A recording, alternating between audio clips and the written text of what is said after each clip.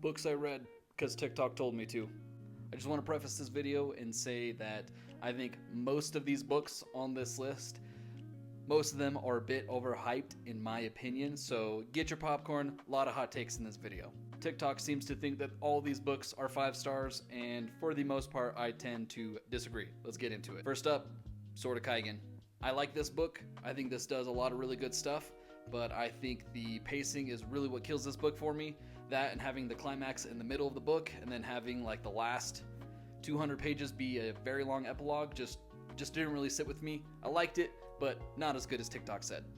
Next up, Fourth Wing. I actually tend to like this one a little bit more, but I see a lot of people giving this crazy reviews. It's got some super high reviews. I enjoyed it for what it was, but kind of gave me some Aragon vibes.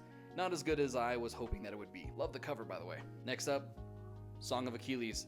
I like this book, but for the wrong reasons. Everything I liked about this book was literally just the Odyssey.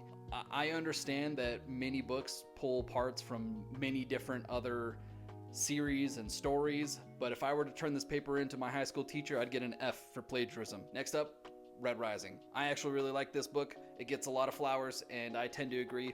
I initially gave this a 5 out of 5 stars. I've lowered it to a 4 out of 5 stars, but overall I still really love this book. Hey, random wardrobe change. Up next, I have the Wheel of the Many. Same with the Sword of Kaigen. I think what really kills this book is the pacing. I think it has a very solid beginning and a very solid end, but there's just about 200 pages in the middle of this book that I don't particularly care for. Overall, still a solid book.